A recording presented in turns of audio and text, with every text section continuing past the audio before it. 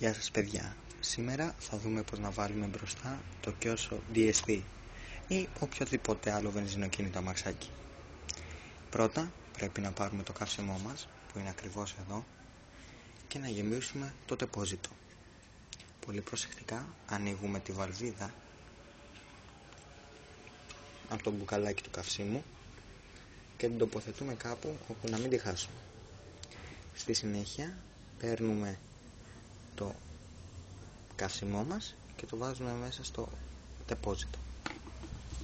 Στη συνέχεια προετοιμάζουμε τον κινητήρα μας να δεχτεί το καύσιμο με ταπώνοντας ή την εξάτμιση με το δάχτυλό μας ή βγάζοντας το φίλτρο του αέρα και ταπώνοντας το φίλτρο του αέρα εδώ πέρα, έτσι ώστε να μην δέχεται αέρα και να μπουκώσει λίγο με καύσιμο. Οπότε με την κορδονιέρα τραβάμε εφόσον έχουμε καλύψει με το δάχτυλό μας ένα από τα δύο σημεία.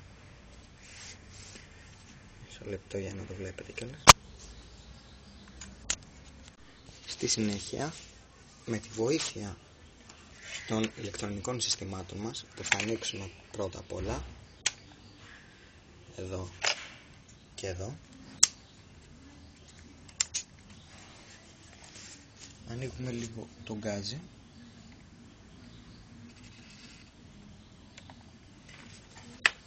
ωραία, και με τη βοήθεια μιας μπουζόπιπας που πρέπει να είναι καλά φορτισμένη μπουζόπιπα ή όπως αυτή θα πρέπει να έχει πολύ καλές μπαταρίες, έτσι ώστε να γίνει σωστή ανάφλεξη στο μπουζί και μέσα στον κινητήρα, και βάζουμε μπροστά τοποθετώντας την μπουζόπιπα πάνω στο μπουζί και πιέζοντας καλά τραβάμε την κορδονιέρα.